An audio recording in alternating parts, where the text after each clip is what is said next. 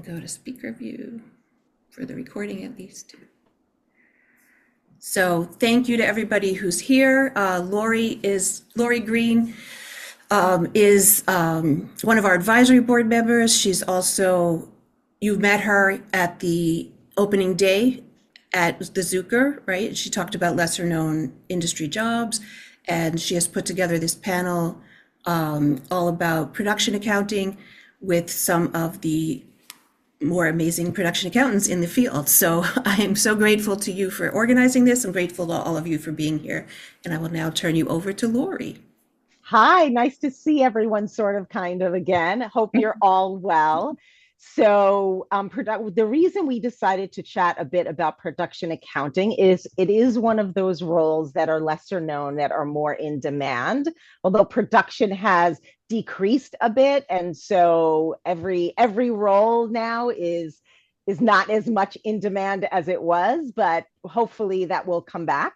So we wanted to talk a little bit about production accounting. So first, I'm going to go kind of around the room with our presenters and our panelists and ask them to give a brief introduction and explain their role in kind of the production accounting field. I'm going to start with Spring to tell us a little bit about her and her role and being a production accountant.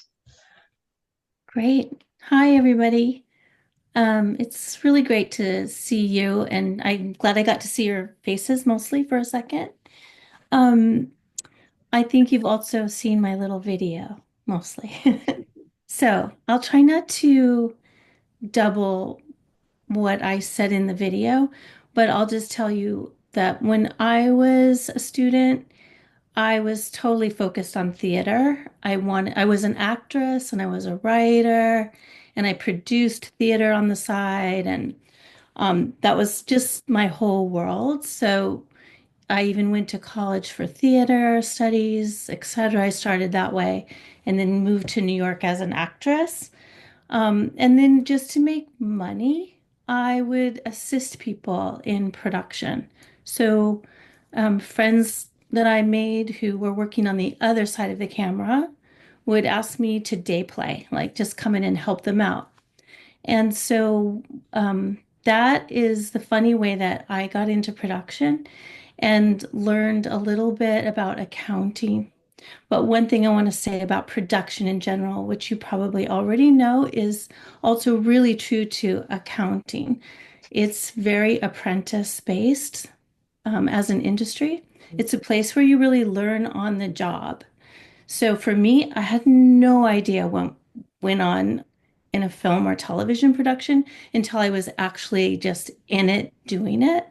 And that is, I think, the way that most people learn. So it's really is a matter of kind of being prepared to work super hard, hopefully enjoy the feeling of like being part of a big crew and a big team that's making something all together, and just being open-minded and willing to work hard and willing to learn. So for me, why I tipped over towards production is mostly because I got a paycheck, which you don't get very often as an actor. And because it was freelance, so in between jobs, I could continue to work on filmmaking and acting and things like that. So I'll just like, that's enough to know about me right now, I guess. And I'll go to the next person. Okay, Alex, do you want to go next? Sure. Hi, everybody. My name is Alex MacDowell. I'm the Senior Vice President for Production Management at A&E Networks, which is A&E, the History Channel, and Lifetime primarily, and then a few subsidiaries. While I am not a production accountant, I am production accounting adjacent. I review all of the budgets from all the production companies, several hundred of them that supply all our content across all our networks. So I started as a production assistant, a production coordinator, a production manager, and I got into budgets and working with accountants because I was the person when I was coming up through the ranks. Like Spring, I had no formal training. I didn't plan on doing this, and I found myself in New York City just needing to have a job to pay the rent. And somebody said, "Do you want to be a production assistant?" And I didn't know what that was.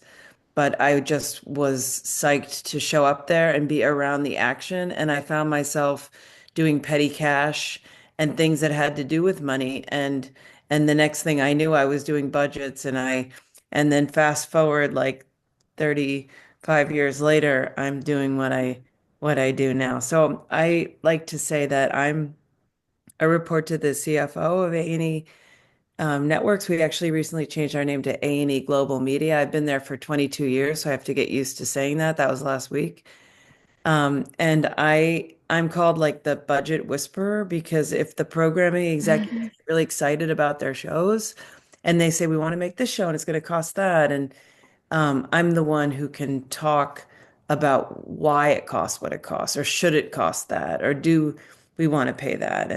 And so it's like, everything from costing a little bit to costing like a whole lot, and everything in between. So I always think back to my PA days, and I'm really psyched to talk to you guys. By the way, I have a 20-year-old daughter who's in college. She went to LaGuardia Performing Arts High School. So I know a lot of you are New York City students. So yes. Excellent. Thank you. BJ. Hi, everybody. My name's BJ Ford. I'm currently a production finance exec at Netflix.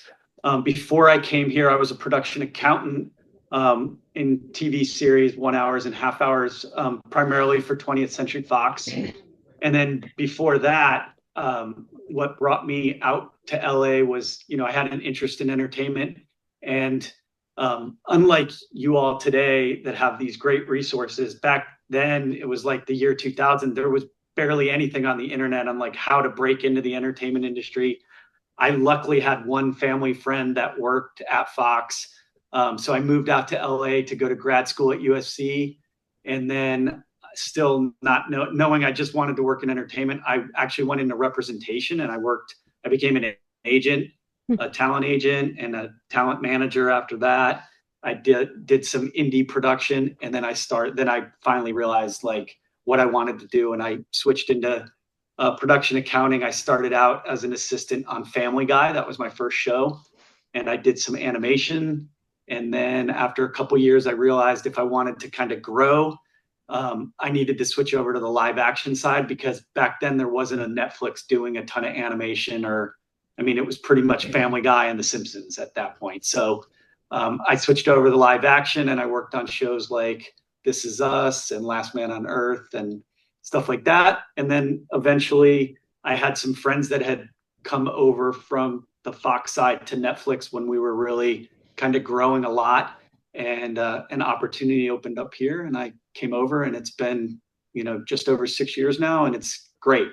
And I'm really, kind of excited to talk to you guys and answer your questions and tell you about my experiences. One of the things I like as I'm like kind of in the latter part of my career is really helping out young people that are interested in the business and trying to help them gain a foot and an entry point into it. So I'm really happy to be here. Well, that's great. So all of you in the lab, please mark that down. I have a question for you, BJ, a follow-up question. Yeah. What made you want to go into production accounting as opposed to any of the other roles that were open to you in production? So I think a lot of people, when you're first, thinking about the entertainment industry, you think like, I want to be a producer, right? So I was no different. I came out here, I got my MBA at USC, but I specifically chose USC because they had an MBA with a concentration in entertainment. So my first year I took, your regular business classes, like your econs and your accounting and strategy and stuff like that. But in my second year, I got to take all electives through the film school that were kind of focused on the business of entertainment. So I took a class on, indie film production finance, like financing indie films and stuff. I took a class on like the studio and how it operates, and marketing, film marketing. And then I took a class on representation that was taught by like an actual agent. He was at CAA at the time. So we actually had our classes in the CAA boardroom, and he showed us all, how that worked. And I had no idea how that worked until that class. And I got really interested in it. And he actually helped me get into like an agent training program at ICM when I graduated. That was one of the like big 4 or 5 talent agencies at the time. And so I started going down that path. And once I got kind of promoted to agent and really got into the nitty gritty and realized how hard that job was and how demanding it was. And I was, about to get married and I wanted to have a family. And that job is like 24/7. If you're not working, you're at a screening or drinks or dinner, or you're reading 20 It's like scripts a week. It's like Call My Agent, Exactly. the Netflix show, Call My Agent. Yeah. By the way, my experience was, if any of you seen the TV show Entourage, that actually isn't far off from how it was back in the early 2000s. It was kind of a crazy place. But what I say to a lot of people that reach out to me, not necessarily about production finance, but people that are more interested in like the creative side of the business, I always tell them the best thing you can do is go get a job as an assistant to an agent.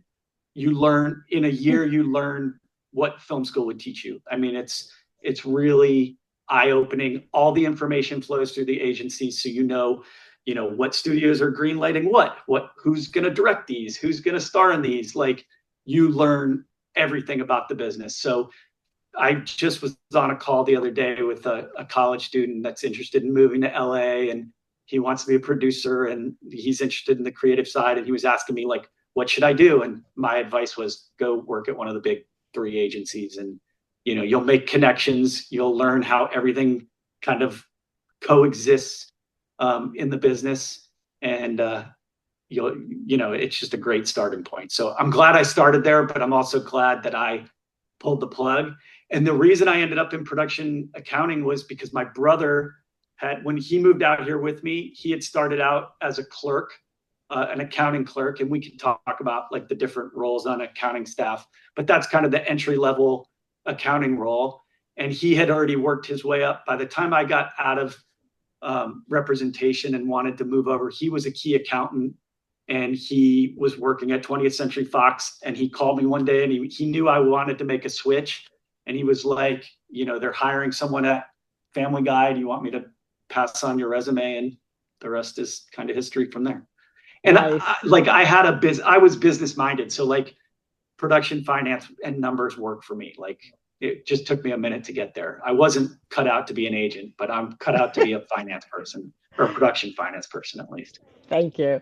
So Spring, when you're on a project, what is like a typical day look like for you as a production accountant? And what are some of the important tasks that you do in that role, or that department does in that role?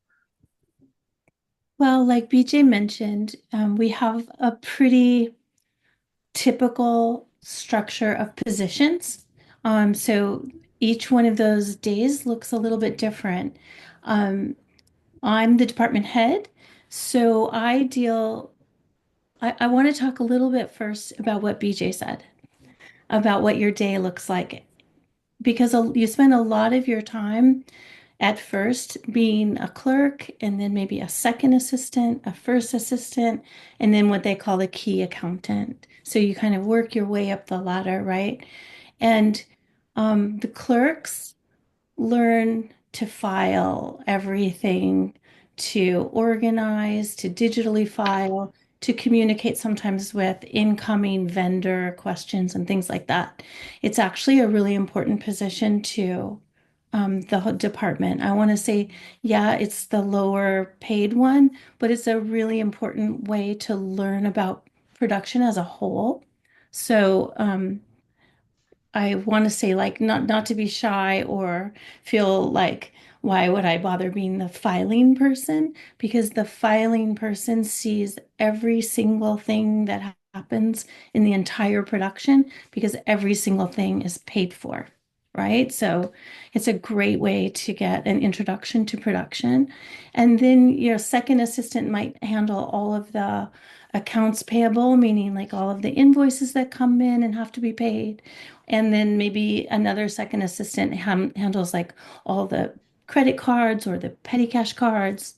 And then when you get to be up to the key position, what you're doing is like managing, watching, helping everybody make sure they can handle the immense pace and load of all of those, very time-consuming and busy and meticulous accounting, like bookkeeping and record keeping in high-stress situation.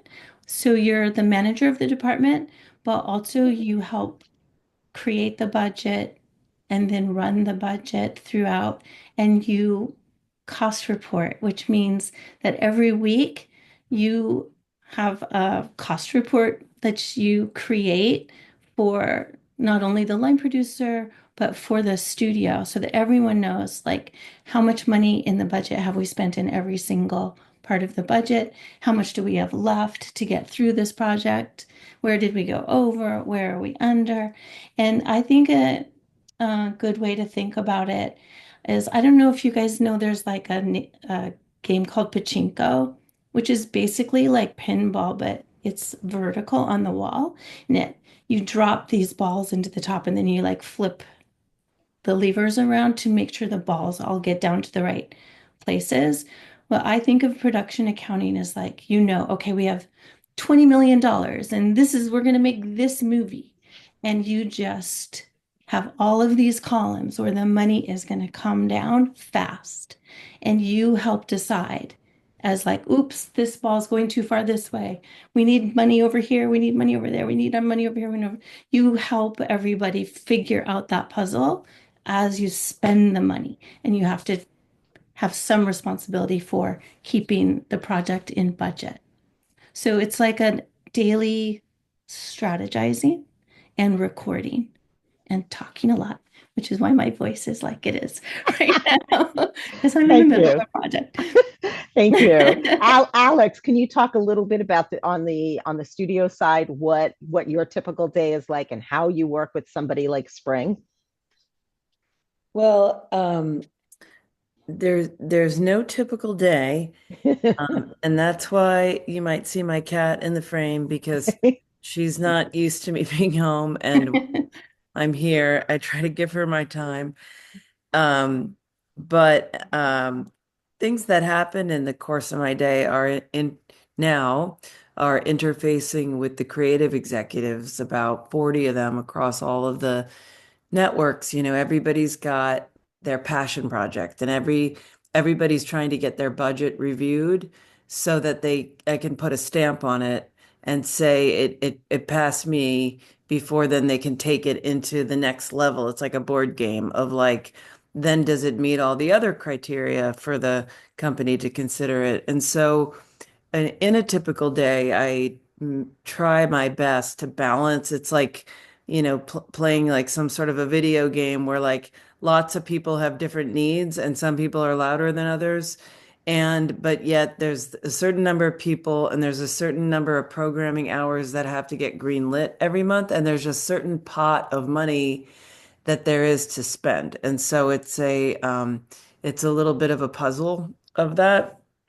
What I do is I have a very small team and we review all the budgets line by line, but we also compare and contrast with different other projects that are similar or dissimilar, just that kind of grouping, like putting different projects into different genre buckets, and then also looking at what we have with any supplier at any given time to determine the volume that we're giving any particular person. So every single budget isn't in a silo, it's in an ecosystem of whom we're working with. And I also work very closely with our head of tax as to where we're getting tax incentives throughout the country and the world to help finance our projects. So that's what a typical day is like for me now at where I'm at now. But like what Spring was saying, that starting out and realizing that being around the money, it's like the money is everything. And so I realized that producers, I used to think like, well, I'm not very creative, like so I better go towards the things where I can be helpful. Like where can I make someone's dreams come true? Like when I started out, I was at MTV Networks when I started out, and like all the executives were like 24 and like everybody was running around and trying to figure things out and they had millions of dollars and it was like chaos. And I thought, like, wow, we get paid to work here. Like this is a dream job.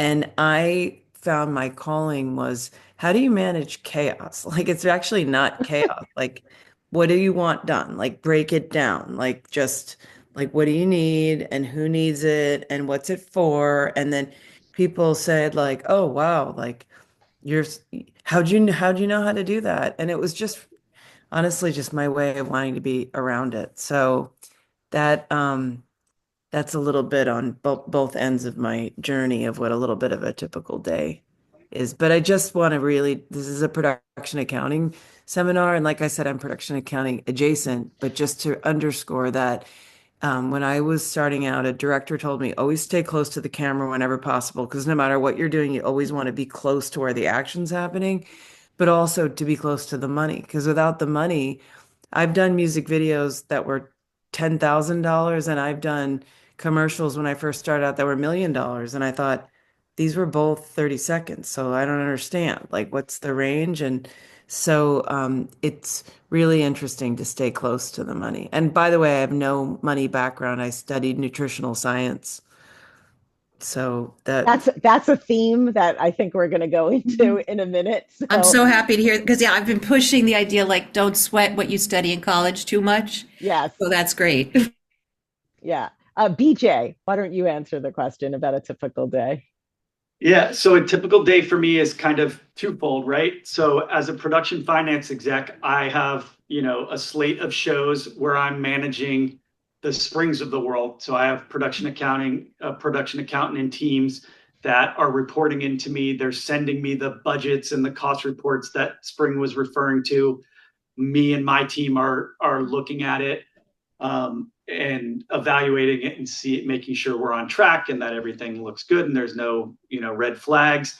I work very closely with the group that Alex is in, our production management team. So they are they're, kind of the leader, so to speak, and they are dealing with, the line producer and their team, and I'm dealing with the accountant and their team, and then we're working hand in hand because everything is interconnected, right? So on the show side, when you're the accountant, you're going to work really closely with the line producer. They're going to be giving you budget notes, or you're going to be attacking some kind of scenario like, hey, we can't finish our shoot day today. What's it going to cost for us to pick up the rest of this on a subsequent day? Or can we squeeze it in tomorrow? And how much overtime will it go into? That's why, like they said, no day is the same. There's always some new challenge or wrinkle that you're trying to solve for. Us on the studio side are often asking our accountants to run numbers on things like, hey, if we decided to, the writers are behind and we want to take like an unplanned hiatus of a week, what's it going to cost us to shut the show down?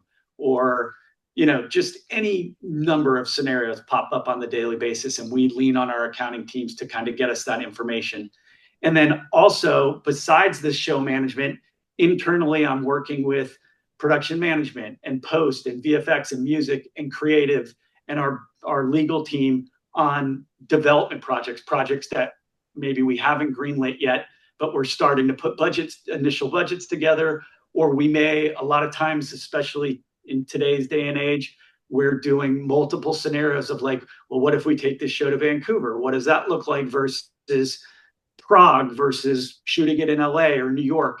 And we'll oftentimes run scenarios for all these different places because of the tax incentives and what we get. It's can be vastly different how much something costs. Like to shoot something in LA versus Vancouver, it could be 20% cheaper to go to Vancouver. So, when we're trying to figure out if we're going to greenlight a show, we're trying to figure out the most responsible way to produce it, but also keeping our talent happy. They may want to stay in LA, but sometimes we have to have those conversations of like, okay, we understand you want to stay in LA, but if you go here, you're going to be able to put $4 million more on the screen. And so we'll have, we have to run those numbers and have that analysis ready to kind of talk through it. And then here at Netflix, there's always, other kind of side things that we're working on. Like we have people that are working on budget templates. We have a template budget for like every city in the world practically. And, there's groups on my team that are in charge of that. Or I don't know, like if we're going through like a like a labor negotiation, like before the strikes and everything, we'll run numbers for our labor team of like, well, what if we have to give this to SAG? What is that going to do to our budgets as a whole? So like everybody said, every day is different, and every day is challenging, but very fun and very rewarding. The great thing that I love about working at Netflix is I'm like surrounded by people way smarter than me, that are experts in their field. So you never feel like you're on an island trying to figure this out alone. You know, if I'm not sure about a tax entity or a tax incentive question, we have an entire tax team. We have an entire labor team that knows the ins and outs of every union and guild. So there's a lot of information in the building that I tap into on a daily basis to kind of figure out how to solve these problems that come up. I remember those days. They were fantastic. Yeah.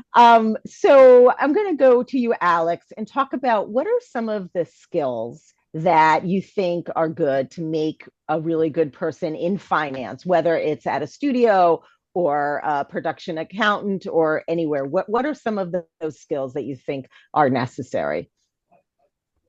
Well, first of all, a passion to want to do it, because I think to want to be around it, because you guys are picking up on us saying that we work a lot of hours and sometimes it's kind of crazy.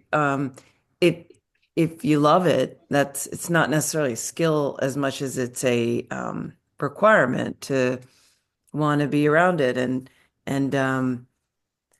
as far as skills go in this side of the business, I find that first of all, diversity in skills is really important because it's a mosaic of, like I said, I studied science. And by the way, I was not very good at science. I thought I wanted to be a nutritionist because I liked nutrition. And then I was like dying in organic chemistry and going like, I can't believe, like, why am I doing this? And I didn't know, nobody told me in high school and college I could be a production assistant. That just was never presented to me as an option. So I didn't know. But the fact that I studied science, even though I was terrible at it, it gave me like quantitative thinking and problem solving. And so I don't think that there were many other scientists in the production office that I thought, well, I bring a diverse, that's what I want to share with you guys, that it's like, it really doesn't matter what you study because you're going to bring your unique gift to a production office and to the work to solve problems, figure things out, quantify, like BJ was saying, and Spring, just like how do you um, like distill a lot of seemingly complex or a lot of different things into a plan.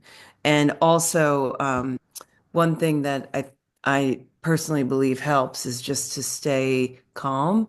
Like that is a skill, like breathing, is a skill, and like realizing that like it is just entertainment, like it's not, world hunger, and like just really it can get very energized, and that's great. It's passionate people trying to do creative things, but the secret sauce in my experience in production offices with production managers and accountants and those of us who gravitate to that side of the business where we have to make sure that we stay on budget. We want to be able to say yes to people, like not like no. So in order to do that, it's being able to problem solve in that way and listen, like to and take in and then repeat back, like this is what I'm hearing you say, and to just be able to present solutions. And so it really, I just encourage everybody to know that whatever they bring to an entry level is a special gift to show that things can be seen differently, and that's your value. Thank you. Springer, Spring, would you like to add anything to that? And then we'll go to you, BJ. Yeah, I would actually. I think that's really important what Alex just said. Most people that I know in production really just have a passion for projects, for working in a group, and they're generally creative people. And I like what Alex said too. And BJ said this as well. One fun thing about working in production and professionally in production is that you do work with people who are really like smart. They're really good at what they do. If you can imagine, like for me, I am in love with the art department on every job. I don't care what their personalities are like. I'm just amazed at what they can accomplish. The director says, I want a suburban house and it needs to be like this and like that and like this. And they start drawing plans and they get construction going and they can build you a house in a week. It's just unbelievable. And if you it's really just amazing to have a life where you're around creative people watching them work, but also you can be a creative person too. I think in accounting and finance, you kind of need to be because you need to understand what everyone else is working with from their heart, their mind. You really need to pay attention to what they can accomplish so that next time there's trouble, like with a budget or a schedule where they're saying, oh my gosh, now the director's insisting that there's a helicopter tomorrow. We don't have money for a helicopter. You have to be able to go look back through the budget, look at the cost reports, and look and say, where could we take money from elsewhere from this script that might help that director get his or her, I should say, his or her helicopter. And there's a lot of creativity in that kind of thinking. It's strategic, but it's also creative. So bringing whatever you bring um, to the job, I think just as long as I sound so corny to say like a team player, but you really have to like working in a group because it really is like an intense group. It's like you go to camp and especially if you go on location, you're just working all the time and with the same people. And then you have fun and say goodbye to them. And maybe hopefully you'll see them again. But you have to be, like kind of emboldened and impassioned by working together with other people and sometimes under a lot of stress. So that's what I would add to that. I do want to say too that in my time working, I think mostly as I've been the key accountant, but maybe even as an assistant, I've been fortunate enough to bring people in that I just thought were cool people, like young people like you guys. Literally, one of the girls that I brought in was the baking bread at Panera. And I would go get lunch there all the time. She just made me laugh, and she was such an interesting person. And she asked me about what I did, and I told her, and she said, "Oh, I'd love to do that. I didn't even know they had production accounting." And I said, "Why don't you come over after your shift and like just I'll show you stuff." Well, this was a really long time ago. Now she's a key, and she really just had like a passion for filmmaking, but no connection to the industry. But I think nowadays, and so once I kind of saw that in her, I would like reach out and ask my other friends who were keys to find ways to bring people in that don't have any friends or family in the industry, because it really is about connecting. But I do think now, like even Netflix, and I'm sure A&E, they have programs for production assistants, for ways for you to intern, assist, and get into the business. Um, I think taking advantage of those, no matter what you think you want to be, like I want to be a DP, but I could be a PA first. Go for the PA and you can make your way into the camera department. Just keep using your voice like, I want to be in camera, I want to be in camera, I want to be in camera, and you'll get over there and you can make your way up. Thank you. So BJ, you've been both a production accountant and on the studio side. Can you kind of compare and contrast the difference and what might be better, or what kind of personality or skills do you need for either side? Absolutely. And just to add one thing to what we were talking about before, I think a lot of people hear production accountant, and they focus on the word accountant, and they're like, oh, well, I wasn't an accounting major or a business major. I don't know anything about, I think they automatically go to like taxes and GAAP and, like hardcore, like accounting and audit. And I just want to say, like, the accountant that I learned the most from and trained under, who I think is one of the best accountants I ever worked with, he was a political science major. He didn't know he'd never taken a business class. And the job is such that, like, the actual accounting part of it, it's really, I tell people all the time, I use this, it's like, this is kind of like a very micro analogy, but at the end of the day, it's like, being an accountant is like being the CFO of a small business. And in a way, you can even break it down further to like your own household, right? Like, you are in charge of your finances. You write checks to pay your bills. You have a credit card that you have to pay off, and you need receipts for your credit cards. You might have kids that you pay an allowance to. So all these things happen at like a much larger level on the show, right? Like, we're at the end of the day, we're creating budgets, we're tracking costs.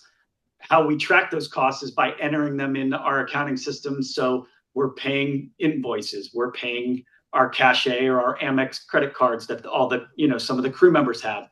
Back in the day, we used to give them cash. Now we don't do that as much, but you had to kind of keep track of all of it and make sure all the costs were getting in the system so that you could then do the reporting side. But none of it is like hardcore accounting skills that you need. You just need to be able to, use a calculator and understand, how the numbers feed in.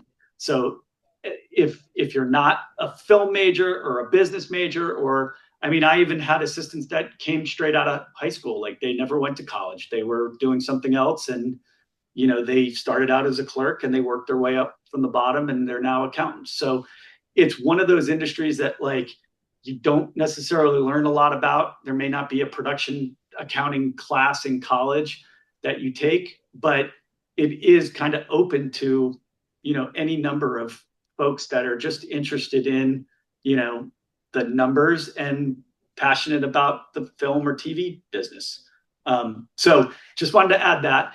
But in terms of, remind me the question again, Lori, in terms of like the studio versus accounting. Yes. For freelance production accounting. Yeah.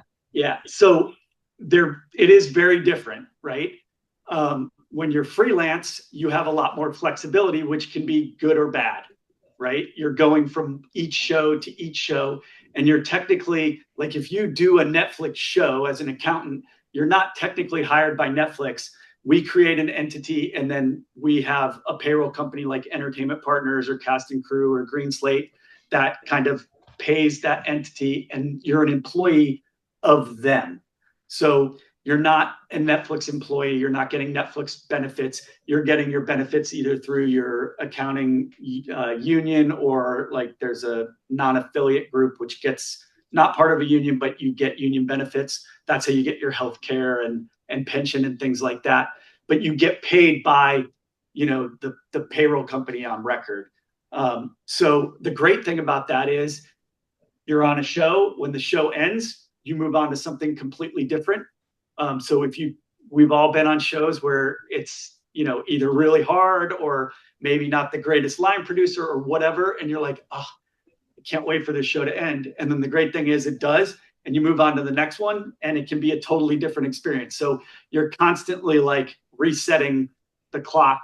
And then sometimes you work on a show and you really click with the line producer, and they go, hey, I'm doing this other show. Do you and your team want to come with me to this one? And you just kind of fall into it that way. So I was really lucky that I worked with a lot of great line producers, and I was able to kind of just stick with them and go from show to show. But that's also the risk element of it, right? Is that because you have to technically find a new job after each show ends, sometimes there's periods where you're down a little bit and you're not working. You're not necessarily guaranteed to work 52 weeks a year. Although I have to say, I was very lucky when I was at 20th. They really worked to keep us going. So like, I'd finish one show and wrap it, maybe stay on for a little bit longer until the next show started up. So I was working pretty regularly, thankfully. But that's kind of the freelance of it all. It gives you, I know people that will work, they'll do a show and they'll take 3 months off, and then they'll go and do another show and they'll travel or whatever. It gives you a lot of flexibility. Whereas now on the Netflix side of things, I have a 9 to 5, if I'm lucky, job, that I go to every day. But, I get vacation time and I can take time off in the middle of it. When I'm working on a show, I'm working on the show straight through usually, unless it's like something, that I carve out ahead of time. Because there isn't, when you're the accountant on the show, it's not easy to just bring someone in to fill in for you for a day or two, because they don't have the backstory and the history and know exactly what's going on with the team and stuff like that. So when you're on a show, you're pretty much working that whole time, and then you take your time off in between. Whereas now at Netflix, I have the freedom to like take time off, take a sick day, whatever it is, and it's not a big deal. And then in terms of like what I'm doing on the day-to-day here is I'm just, like I said, doing the reverse. I'm managing the teams in the field. So it's still very much similar skill set. I'm just not diving into the kind of day-to-day details that the show will be. I'm seeing like the end result after they've put in all the hard work of getting costs in the system and figuring out where they're at and generating the reports for me. And then we're digging in to be like, okay, things look good, or, oh, this might be a problem area. And then we're trying to be proactive and get ahead of any potential issues before they become issues. And the goal is to just kind of make it a really smooth production, give the line producer the support that they need, by knowing where they are with the money. Because like Alex said, the producer of the show, the executive producer or the director may come up and say, hey, we really want to shoot at this location, but it's a lot more expensive, or we want a drone today, or we need this crane, or whatever it is. And if it's not in the budget, we have to go, well, okay, we know we have $100,000 in savings this episode, so we can take 20,000 of it and we can get you your drone. And so that, the line producers are able to make decisions based on knowing where the show is sitting at. If we're way over budget, the line producer is going the opposite direction, right? He's going to the departments going, hey, what can we cut that's not going to, really affect what's on screen, but it's going to bring us down so we don't go over budget. So there's a lot of give and takes, and you can't figure out what to give and what to take if you don't know exactly where you sit financially. Because at the end of the day, we give the shows targets. That's part of the things that we do before we greenlight it, is we'll set like an internal target of like what we want to spend per episode. And when we bring on the line producer and then ultimately the accountant after that, we share that target with them, and that's their goal. That's what they're trying to hit. And if they're going to go over that, there's conversations with production management, with creative. Are we okay to spend more money on that because it's going to make the show better? And so sometimes we'll say yes, and we'll approve an overage. And then other times we'll say, you know what, it's not, the juice isn't worth this squeeze, so we're not going to do that. But all of it basically, yeah, but all of it, you can't do it if you don't know where you are financially. And that's why production accounting is so important to the shows. Great. So everyone, if you have any questions, please, we're going to take questions in about 2 minutes or so. So please, or you can put it in the chat right now. Just feel free to put any questions that you have in the chat, and we will do our best to answer as many of them as we possibly can. So last question before we go to audience questions, if they have. What is one piece of really good advice you would give to somebody who wants to go into this area? Spring. I would say, I would repeat again, look for any opportunity to be a production assistant or an intern, and just get yourself in the door. And then if you're interested in accounting, trust me, all you have to do is go tell someone in the accounting department, I'd like to be in this department, and you will have a job like so fast. Because not that many people understand what's really happening there. And also, I just quickly want to say that production accounting historically has been the way that many people have become producers who otherwise had no connection to becoming a producer. Thank you. BJ. Yeah, I would say, have a passion about the entertainment industry and be willing to start at the bottom. When you start out as a clerk, some of it is, mundane work. It's entry level work. But if you show that you can do those responsibilities, every accountant I know is willing to give you more and let you learn and teach you more and more and more that you can grow. Um, one of the things you can do, all the payroll companies have really good resources on their websites. They have YouTube videos and training videos. And they're free. I would encourage you to check them out. Go to like Entertainment Partners or Cast and Crew or Green Slate and look at their training videos, learn those systems. Because when you're a clerk, no one's expecting that you're necessarily going to have entertainment industry experience. But if you can say like, hey, I know this show is going to be on smart accounting, so I did a tutorial and I kind of have the basics of like how to use the system and stuff like that. That shows, that you're eager to do it, but it'll also give you a leg up when you start so that you can grow faster. I always told my clerks, like, I'm failing as an accountant if I can't get you up to speed from clerk to second assistant in a season. Like, you know what I mean? So it's just about being willing to start at the bottom. The pay isn't great when you start. It's not horrible, but it's not great. But by the time you make it up to like a key accountant or even a controller, which is like bigger projects tend to have that, or projects that have like multiple locations. Like think of like a Marvel movie where they're shooting in like 5 different countries. There's a financial controller that will oversee an accountant in each of those places. Those accountants and controllers make really, really good livings. They make good money. So if you put the time in and start, at the bottom and work your way up, you're going to be in a position to have a really successful, fruitful career, not just money wise, but just it's fun. Like I love going to work every day, even when I was on the show side and when I'm on this side. Like it's still work, but it doesn't feel like a job, I guess is how I put it.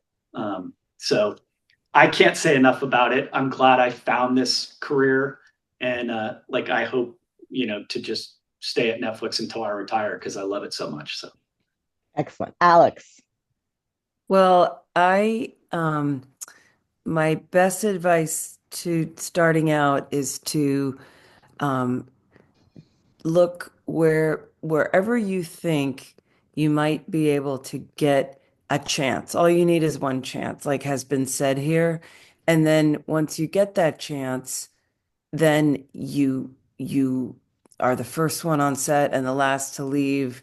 You're totally going up to who's ever in charge, whoever looks like they're in charge at any moment, and say, what can I do? And be completely proactive and be indispensable, and then become, like has been said, somebody's right hand, and then get brought on the next one. But back to the beginning stages, when I think I moved here to New York, I didn't even know what production was. And then I was just standing next to somebody once at a party or like listening to a band or something downtown, and then he said like, "Oh, maybe you want to be a production assistant." And I really did not know what that was, but when I showed up the next day and realized, wow, like this is actually a job, that was like a lucky break. But like has been said, it's not like that was continual. So I did other really kind of like wacky things. I'm always telling my daughter and her friends like all the kooky things I did to try to break in. And I would go down to the mayor's office of film and television, which is like near where Stephen Colbert shoots, like on 54th and 7th. And that's where they used to type out the permits. Like if you needed a permit in New York City, the location managers and the production managers, people would be in there. I guess you do it all online now, but literally they had to type it you had to put the triple carbon into the typewriter and type it.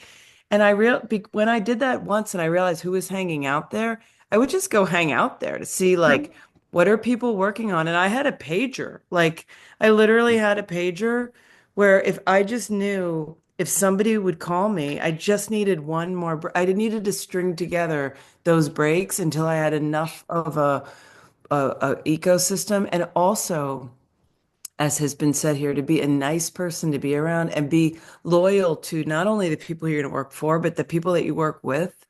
Because being freelance, people would give me jobs because they'd get a job and then they wouldn't want to, then they'd be offered another job and they didn't want to tell the person, oh, well, I can't do it. They'd say, let me get one of my friends to do it. And then you do the same for the next person and you keep each other working. And then, so you just have to be really innovative. And also the last thing I want to say on this is just to ask. Like I literally just got a text from a student who asked me to if I could just have 5 minutes of his time a year ago. And he just invited me to a film screening of a short that he did on Sunday and just asked me, can you go? Because he hit me up at the right time. And I was happy. I was honored that he wanted to have 5 minutes with me. It was like, it works both ways. So and don't give up. And just, I say that because I used to call it smile and dial. Sometimes I'd call people, they'd never call me back. And I'd just be like really depressed for a day, like, what's wrong with me? And then just went, you know what? Who knows what's going on with that person next? Like, just keep trying. Oh, all such great advice. So Nina, I don't see any questions in the chat. Any questions you want to ask that you think that the group might want to know that I haven't I'm asked? sure they have questions. Guys, can I ask you to put your cameras on and chat with us for the remaining 10 minutes? Yes, please ask us questions. Oh, here's something. I need my glasses for this. Lorena says, hi, thank you so much for taking the time to share backgrounds and experiences. I know accounting comes with so many seemingly complex terms and codes. Are there data benchmarks that you might feel are important to be able to properly communicate to production folks who may not know the nitty-gritty of accounting? How would you go about breaking things down for people who may not know things like tax incentives? I'd watch YouTube videos, LinkedIn Learning. I just had this conversation with them. Yes, thank you. Thank you. Teach yourself, like give yourself your own master class on all these free resources that are available. And like BJ said, the entertainment partners, particularly, if you go to their website, they have an interactive map where you can just click on all the states and it teaches you about all the different incentives. It's all there to teach yourself. If you guys don't mind putting your cameras on, lab fellows. Would you say that this line of work is one of the more secure ones in film in terms of job security and pay? What do we think, BJ? I'm going to ask BJ to answer that one. I mean, look, you can't do a movie or a TV series or anything without an accounting team.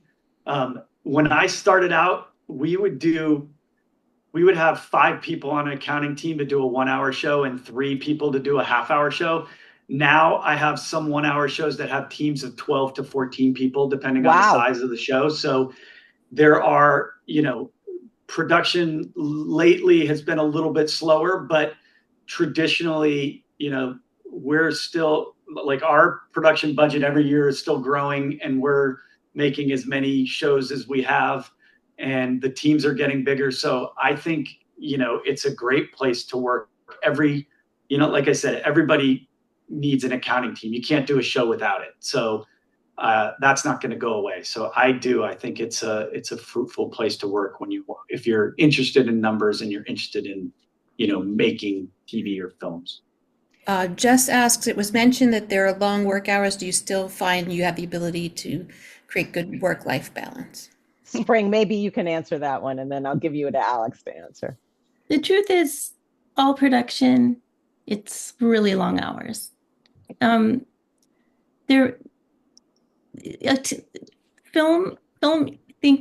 happens like very condensed period of time, right? You're making one movie, you're spending however much money. And so there's like the prep period, production, wrap, and you move on, and then there's post-production, right? So in people who focus on film, no, you don't have a great work-life balance. It's just the truth. I mean, I've worked in so many industries. They're all like that, though. Yeah. I mean, truly, But like it's you just have to do common something to you have a like 12 enough to so that 14-hour day. you're not miserable doing it a lot. But on the other hand, like on television, on those long episodics, these shows that go on for years and years and years, people do get more in a rhythm and they have more regular hours. So, but the good thing about accounting and like office crew, line producing, those jobs, they're like the first people to be hired on any movie or TV show, and they're the last people to go. So, in a way, like you can be a freelancer, but you work 6 or 7 months on a project. Other people who are just set based, they might work like 8 to 10 weeks. They have to find more work than we do. So that is a positive. Um, you can take time off in between. Alex, you were smiling. Why don't you Well, answer? I And was then just Nina. thinking about work-life balance based on where you're at in your life, because when you're It's true. younger and you're starting out, like wasn't even thinking about work-life balance because I loved it so much. And then everybody there was my friend. And then also there was free food. Like the longer you work, then you get lunch and dinner. And so I was like, wow, I wasn't really thinking about it in terms of balance, and I just wanted all the opportunities. Like I would even go in if it was my day off because I wanted sometimes, just because I thought like that's the chance that I have to do all the other stuff so that when everybody else is there. But as time went on, like, now I'm in my 50s. Like I said, I have a 20-year-old. I'm married. I have a cat. I mean, I do yoga. I ran the New York Marathon. Like I found the time, you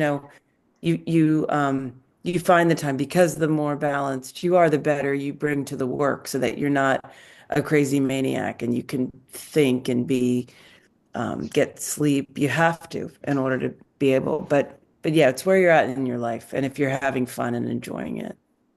Clark? Hello. First of all, I just want to say thank you guys so much for putting this together and talking to us about this job. Um, but my question was, seeing as this is a solution, I guess this industry is all about finding solutions for problems. As an apprentice, right? How do we ask to learn from someone who's more of an industry expert or has more knowledge in this industry to learn from without sounding like, "Hey, I want a job." But like, just how do I ask for guidance and also bring value to the team? Without I can take asking for a this. job, is that what you're saying? Yes. Yeah, you know what? Just remember in a production setting, I can speak to that. Everyone is doing what you're doing. Everyone is starting in their department at probably the lowest position and working their way up.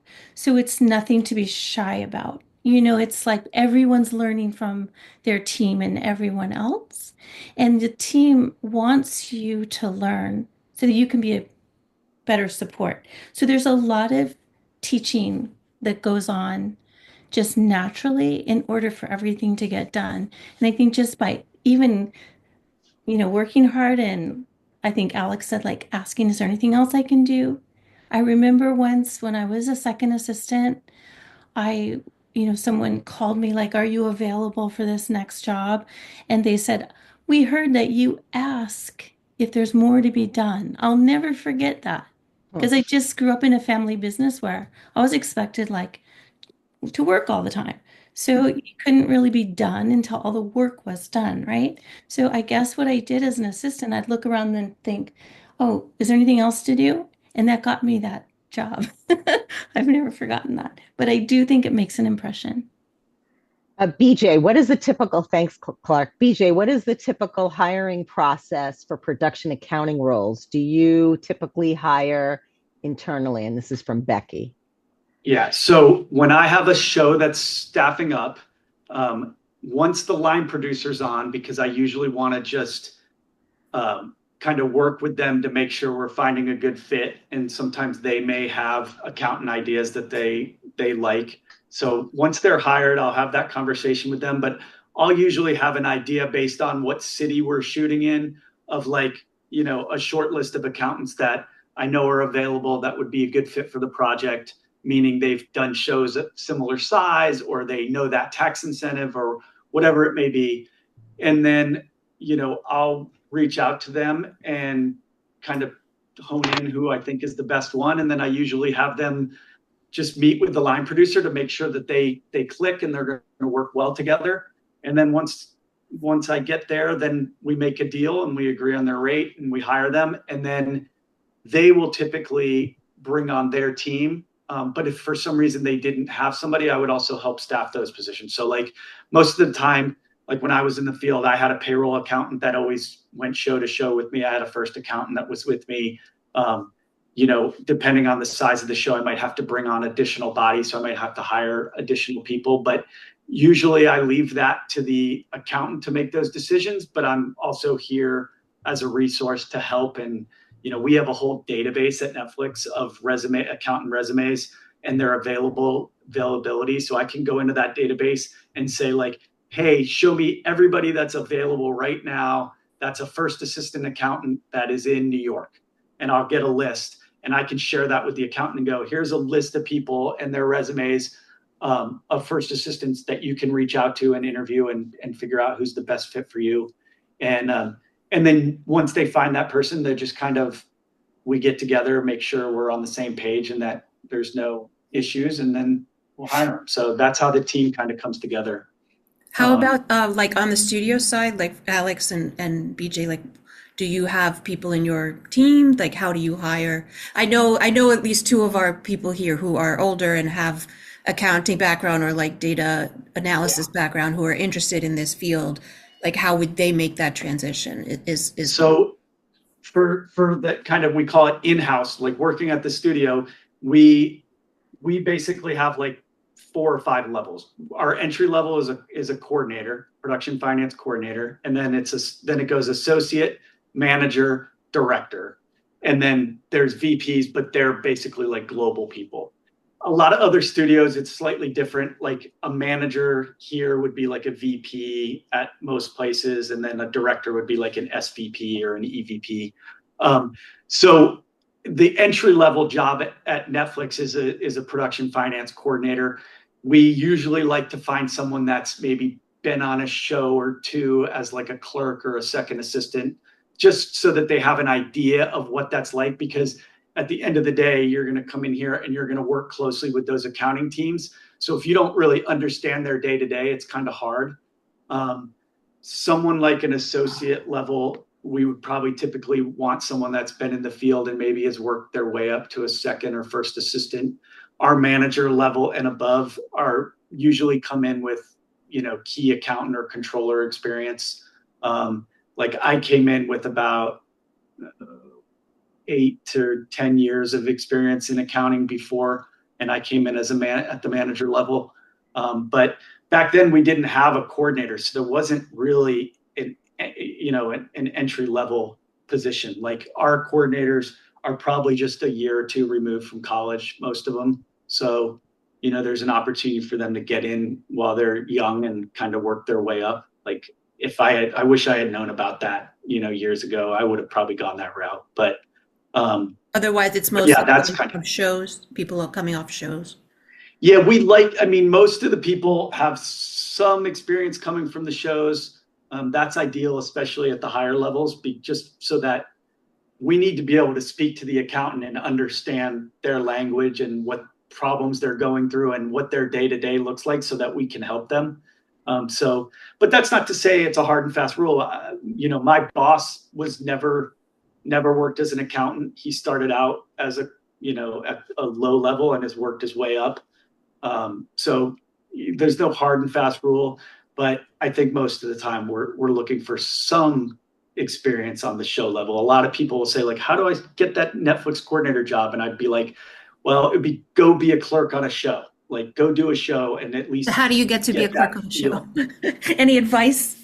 You guys, there are Facebook pages and social media. If you look up I know like Facebook, if you like, I guess if you just search production accounting in Facebook, I know there's multiple Facebook pages. There's an organization called Emily Rice, who I think also is on Facebook and probably elsewhere in social media, and they post hirings, people looking for clerks, job offerings. I have two clerks right now who have never been in production before. One of them's like from the tech world, and so they found us through social media.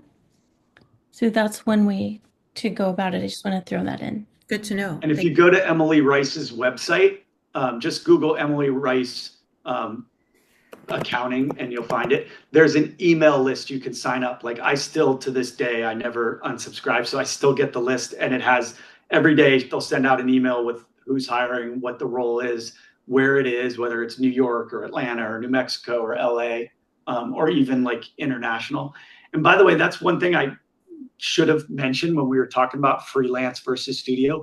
One of the really cool things is as you grow in accounting, you start out as a clerk. We're probably going to hire clerks locally because we're not going to, there's enough people in each city where we don't need to fly you in to a different city. But as you go up the ranks and you become like a first assistant or a key accountant, you get opportunities to go out of town on shows where they put you up, they pay you a per diem, you get to go to like a different place, and it's 9 months or whatever. I was lucky I got to go to Puerto Rico for a show, which was super cool. On the weekends we'd hang out at the beach, and then during the week we worked our butts off. But it was like a really great experience to go see a different city on somebody else's dime. And even now when we're hiring accountants, there's a lot of accountants that are super experienced and can handle like any size show. And a lot of them will be like, well, I'm looking for something, let me know when you have a show in Europe. And like we've sent people to Italy, we've sent people to Prague, London, Spain, Australia, all over the world. So you really have an opportunity to do some pretty cool things and not just see different types of shows, but how they do it in different countries. Production in Spain is a lot different than the US versus South Africa. But this job affords those kind of opportunities as you get more experience. So it's pretty cool. So Alex just wrote something really cool. So Alex, do you want to just say very quickly what you can all read it, but maybe you want to say really quickly what you just said? Yeah, I was just throwing some stuff in there if we ran out of time so you guys could see. But meet your film commissioner in your state, in your city, in your county. Like they have the jobs to be the ambassadors of the film business. And so when people are looking to film there and they're asking, like BJ was saying, like, well, do we have to fly a bunch of people in, or do you know people? Like, do you have crew resources? And so it's just always good to go to those local events, like whatever film commissions are doing in your area, to be affiliated with that so you're a known person. And also I think alumni, and this doesn't, public school, private school, whatever it is, like I used to always think networking was like, some snooty thing, like, oh, networking. But at LaGuardia High School, public New York City high school, they maintain a Facebook page of alums because it's a, kind of a trade school in that way, that it's performing arts and fine arts. But just to mention that, like, hey, you went to my school, because that always piques people's interest. I think it's just a little way in to be able to just find someone to perk up their ears with some connection that you have. And follow us all on LinkedIn. I was going to say, right? do you mind Alex, if people follow you on LinkedIn? Not at all. yeah. Please From the do. lab? Yeah, so follow us. I list jobs every Friday on my LinkedIn account. Alex just said she lists some jobs on her LinkedIn account. If everyone's fine, then we can, you should just follow us all on LinkedIn. And I think that that's helpful. I'm not on there. I'm sorry. Spring's not on LinkedIn. Are you on Instagram, Spring? I really am not on social media. I'm sorry. It's okay. IMDb, where can they find you or contact you? The best way and to contact me would be through Instagram. I'll write my here. Okay, great. Nina, I don't know how much time we Yeah, have. I don't want to keep you all too much over, but thank you so much. Obviously, everybody's interested. I knew that once we opened up, they're just being polite, like that they would have a ton of questions and want to talk to you more. So I was like, no, I'm sure they have questions. But I do know from people contacting me personally that at least two, possibly three of our older students here are very interested in this field. So I appreciate all of your time today because I think it has helped them understand it better and given them some, next steps if they're interested in pursuing it. So thank you. Yeah, definitely reach out. Yeah, Yeah, just be please. honest, like has been said here, like, you know, there's you can't get work, you can't get experience if you don't get experience. So you just have to say where you're at and just be honest. You don't have to pretend to be anybody who you're not. You shouldn't. The more authentic you are, the more vulnerable, the more honest, and just to be given a chance. Then you get in and then you prove yourself.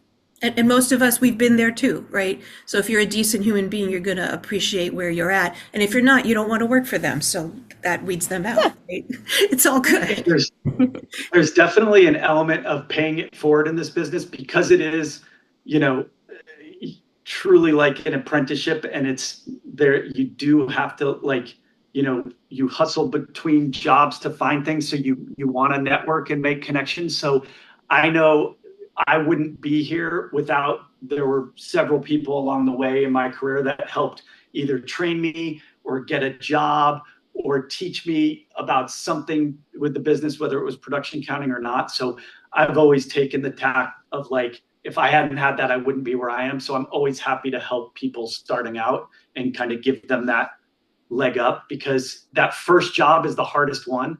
Once you get that kind of clerk job and you go in and you kick butt, they're going to want to keep you around and take you to the next show. But it's just kind of getting in the door and getting that first one. So if there's anything I can do to help, reach out to me on LinkedIn. I'm happy to answer any questions or stay in touch or guide you in any way that I can. Thank you. And I know Lenore and Becky are very interested. And I thought Carolyn maybe as well, but just raise your hands, those of you. Yeah. Yeah, definitely reach out.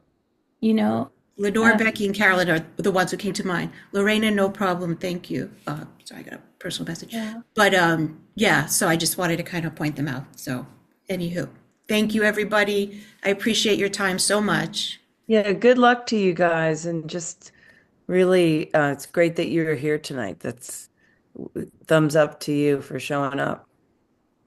Absolutely. For sure. No, they've been a wonderful Very cool. group. So we appreciate you all, both speakers Thank you and very much. attendees. Thanks, everyone. Thanks, Thank you you. guys. Have a Care. very Good luck. Thank Have a you Keep so in good touch. much. night. Thank you.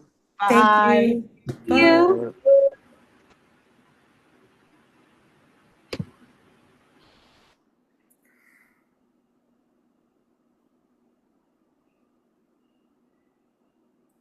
Bye. Thank you. I didn't know if we were doing a post-mortem, but we'll talk another time. Yeah, happy to, but I guess Lori left, so I don't want to keep Yeah, you. yeah, Lori left. I'd love to come to the film festival. So if you have my contact information, I'd love to. I will get it, and I just friended you on LinkedIn too, so that we can Wonderful. stay in touch. But yeah, I would love to have you there at any point of it. We have a student showcase where we feature all the work we've done with kids over the past year, including the Media Lab work. So from fifth grade to college, and then we have a youth festival, which is submissions that were selected. We have for ages 24 and under, and then we have an animation festival section. And then we have the main festival, which is 24 and older. So Wonderful. Well, I hope to see you soon. same. Thank you so Okay. much. This was so lovely. Good Really. night. Good night. Bye. Take care. Bye, Lenore.